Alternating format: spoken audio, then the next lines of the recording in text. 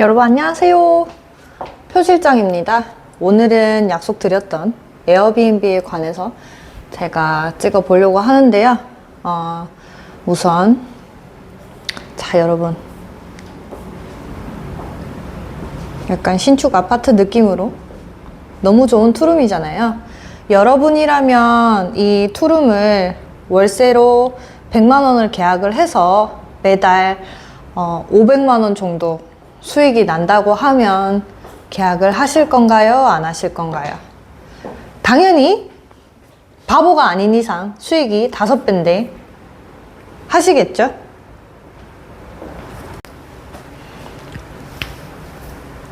여러분, 에어비앤비는 아까 보여드린 지금 집이지만 이 집에서 내가 할머니 집에 놀러 가서, 친구 집에 놀러 가서 방 한 칸을 사글세 개념으로 보증금 없이 돈을 주고 이제 방 한 칸을 빌려 쓰는 개념을 에어비앤비라고 보시면 됩니다.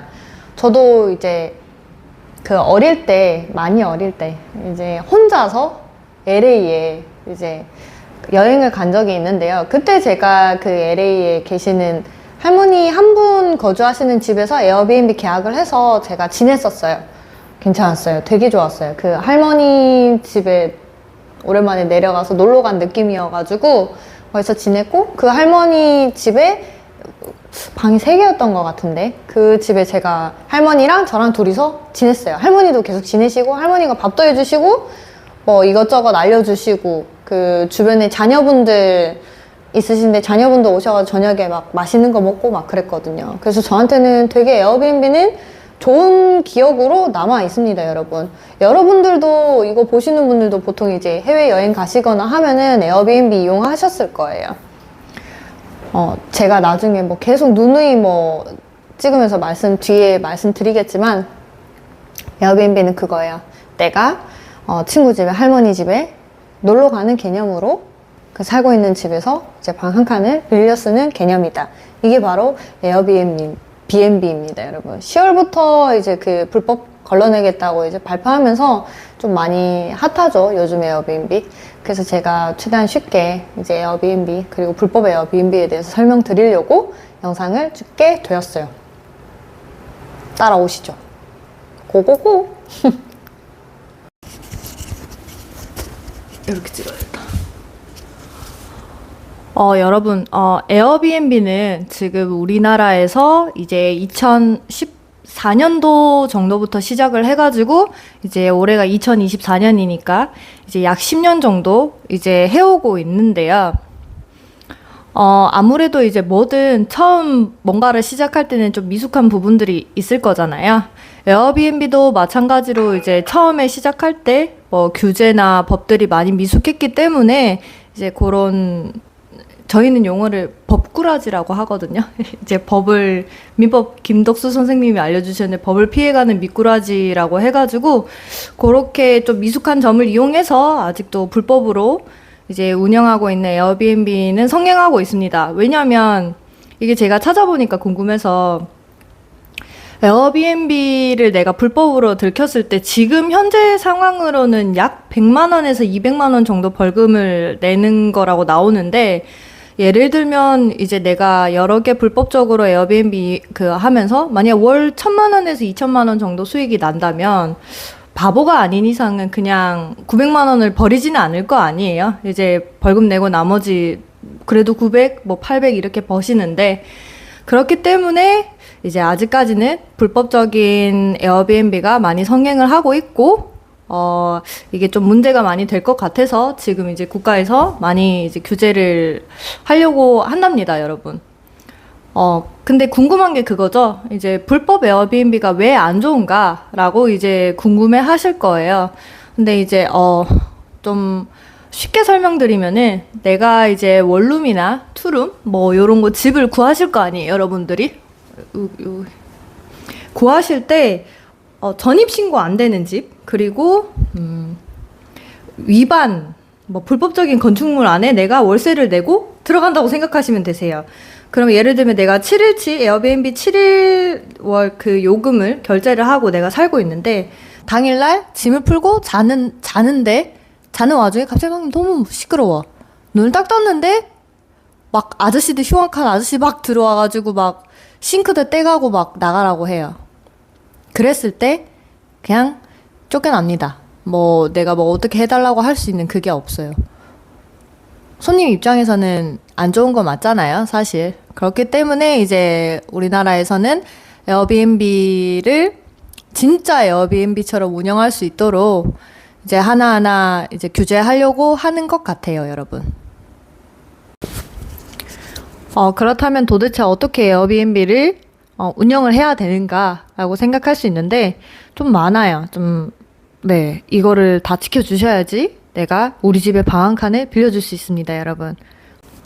우선 첫 번째, 우리나라 이제 공유 숙박업 형태는 약 27개 정도가 있는데요. 그 중에 에어비앤비를 운영하기 위해서는 외국인 관광 도시 민박업, 그리고 한옥 체험업, 그리고 농어촌 민박업, 이거 세 가지로 일단 우선 사업자 등록을 내셔야 돼요, 여러분.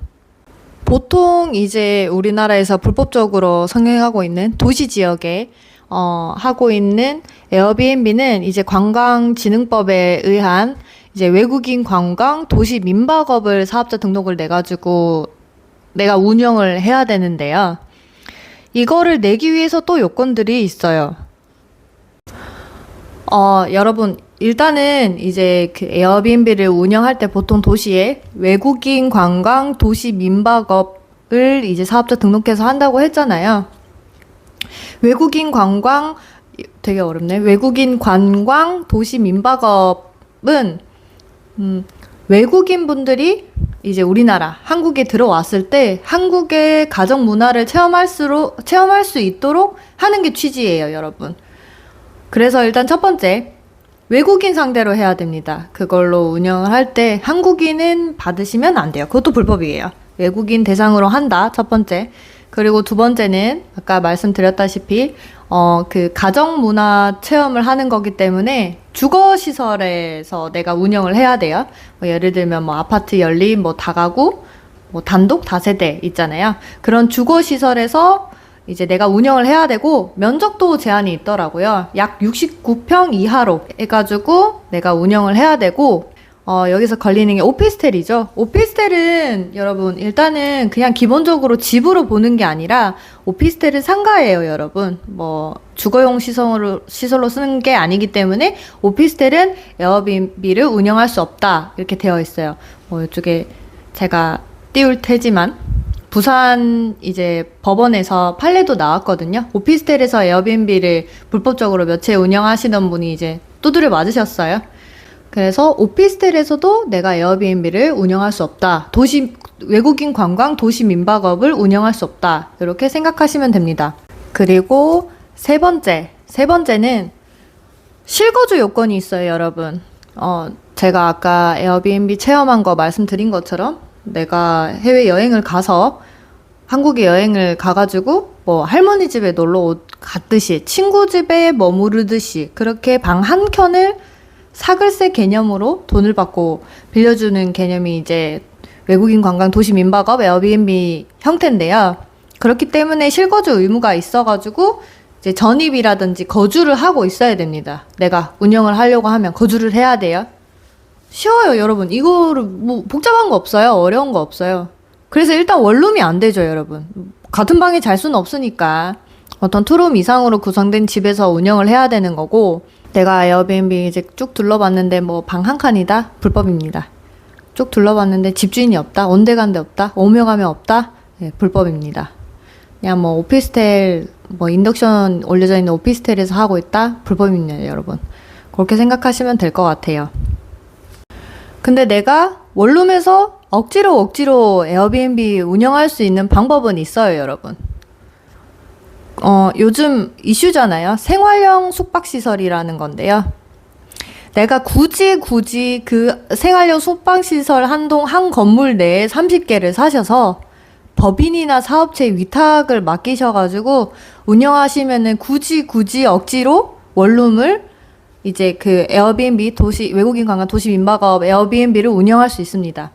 근데 이게 말이 참 쉬울 것 같죠? 맡긴다고 하는 개념이 나오니까. 근데 많죠, 문제가. 그렇게 했을 때 그 법인이나 위탁 그 한 곳에서 책정하는 수수료대로 내가 진행을 해야 되기 때문에 실제로 내가 불법으로 이용하는 것보다 훨씬 수익률이 나오지를 않아요. 그렇기 때문에 본 적 없어요, 저도. 본 적 있나요, 여러분? 그렇게 돈이 좀 많으시고 여유로우신 분이면은 뭐 그렇게 하시겠죠. 뭐 생활용 숙박시설 뭐 30개 뭐 분양 받으셔가지고 뭐 하시는 분도 계시겠지만 본 적은 없지만, 근데 이게 사실 에어비앤비라는 게 처음 나온 취지는 그거잖아요. 해외 이제 관광 오시는 분들한테 이제 한국 이제 이 나라가 좋은 곳이다라는 좀 약간 느낌을 가지고 갈 수 있도록 하는 게 취지인데요, 여러분. 이게 어느 순간 지금 에어비앤비는 투자 개념으로 많이 바뀌었어요. 이게 유튜브 때문인지 뭐 때문인지 모르겠는데 그런 개념으로 많이 바뀌었더라고요. 그리고 여러분 진짜 솔직하게 말씀드리면 그렇게 에어비앤비 해가지고 그렇게 깔끔하게 돈을 많이 벌 수 있으면 제가 했어요. 공인중개사 분들이 하지 않았을까 그렇게 생각하시면 됩니다. 뭐 여러 가지 할 말은 많지만 그냥 그렇게 생각하시면 돼요. 집과 관련된 뭔가 투자 개념인데 모두가 하는데 너무 쉽게 돈 벌고 있어. 근데 공인중개사 분들은 안 해. 뭔가 문제가 있는 거예요, 여러분. 뭐 갑자기 말이 새기는 했는데, 그리고 끝이 아닙니다, 여러분. 일단은 사람이 거주하는 곳이기 때문에 소방 안전 그 인증도 받아야 되고요, 그 집에. 그리고 이게 좀 어려워서 에어비앤비가 이제 적법하게 되기 어려운 것 같아요, 여러분. 단독주택에 내가 에어비앤비를 운영을 하려고 한다, 내 단독주택을. 그러면은 인근 주민 동의서, 주변에 살고 계신 분들 있죠. 동의서를 받아야 되고, 공동주택, 뭐 다세대나 여러 사람이 살고 있는 집이다, 아파트다, 위아래 옆집 다 싹 다 동의서 받아서 필수로 사업자 하면서 제출해야 돼요. 이게 가장 어렵죠, 사실. 근데 받아야 된다고 생각하는 게, 저도 우리 집인데 옆집에서 에어비앤비 운영하고 있는데 내가 모르는 외국인 분들이 막 캐리어 드르륵 끌고 다니면서 왔다 갔다 하면은 불안하잖아요, 사실. 그래서 요거 동의서는 뺄 수 없어요, 여러분. 필수로 제출해야 됩니다. 이렇게 모든 이제 뭐 첫 번째, 두 번째, 세 번째, 네 번째 뭐 요런 게 다 준비가 끝나면 사업자 등록을 내시고, 그리고 허가까지 받으면 비로소 내 집을 에어비앤비로 운영을 할 수 있습니다, 여러분. 많이 복잡한 것 같죠? 근데 사실 저는 이거 많이 복잡해야 된다고 생각해요. 타인한테 일단 영향은 미치는 거잖아요. 소음이 날 수도 있는 부분인 거고. 그래서 저는 요거는 꼼꼼하게 봐야 된다고 생각합니다. 이번 달부터죠? 뭐 벌써 이제 10월 좀 지났으니까 이번 달부터 이제 요런 조건 없는 거는 이제 허가도 안 나고 불법으로 보는 거고, 뭐 이미 운영을 불법적으로 할 수 있는 사람들 1년 정도 유예 기간을 준다고 하네요. 그래서 내년 10월까지 이제 똑바로 요 조건들을 다 채워라 라고 이제 발표는 했습니다. 근데 제가 갑자기 왜 에어비앤비를 찍게 됐냐면, 최근은 아니고 한 달 전쯤에 이제 고객님 한 분이 이제 부동산에 들어와서 에어비앤비 할 수 있는 집이 있냐라고 물어봤는데, 성수동은 일단 없어요, 여러분. 없는데, 그러면서 제가 궁금해서 물었어요. 이거를 어디서 알고, 그리고 뭐 조건들 이런 거 다 아시냐고 했더니 아무것도 모르는데, 친구가 홍대에서 외국인과 도시 민박업 에어비앤비를 운영을 하고 있는데 돈을 많이 벌고 있는데 친구가 해보라고 하더라. 그래서 그 친구분이 운영하는 형태를 제가 여쭤봐서 이제 봤더니 불법이더라고요. 여러분, 진짜 정말 내가 돈을 많이 버는 거는 남한테 그렇게 쉽게 알려주지 않습니다. 돈 내가 벌죠. 뭐 복권 1등 했다고 뭐 동네방네 소문내는 사람이 있긴 하지만, 예외는 있긴 하지만 모두가 그런 게 아니잖아요, 여러분. 그냥 아까도 말씀드렸지만 할 수 있는 거면 공인중개사분들이 다 해서 돈 벌었다니까요, 여러분. 힘드니까 이제 저희도 안 하는 거고, 저희는 또 저희 업무만 하는 게 맞으니까 이제 그렇게 하는 거고.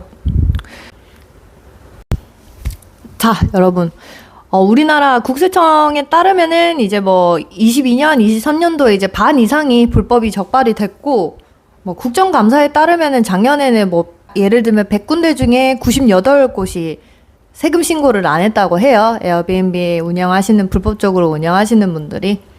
편법 안 쓰고 이제 돈 버는 사람한테 억울하니까 그분들은 이제 똑바로 하실 때 됐죠. 10년이면은 돈 많이 버셨잖아요, 사실. 그렇습니다. 그리고 모르겠어요. 에어비앤비가 있어야 되는 건 맞다고 생각해요. 생활용 숙박시설도 마찬가지고 한류 열풍이 있기 때문에 외국인 분들이 지낼 수 있는 숙박 형태들이 좀 있어야 된다고는 생각은 하거든요. 근데 있기만 하는 게 아니라 뭐든 이제 똑바로 이제 깔끔하게 이제 운영이 돼야 된다고 생각합니다. 표실장은. 여러분들의 생각은 어떤가요? 뭐 미국이랑 해외는 에어비앤비 좀 이제 제한하겠다. 뭐 사고들도 사실 생기니까요. 그게 모르는 사람들이 들락날락 하니까 뭐 그런 부딪히는 일들도 생겨가지고 제한을 한다고 하더라고요. 외국 해외에서는. 글쎄요. 저는 있어야 되지만 이렇게 깐깐하게 하는 건 맞다고 생각합니다, 여러분. 여러분의 생각은 어떠신가요? 에어비앤비 오늘 좀 최대한 쉽게 설명드리려고 해봤는데 좀 쉬웠으면 좋겠습니다, 여러분. 뭐 궁금하신 거 있으면은 댓글 남겨주세요. 주말 잘 보내세요. 빠바 뿅.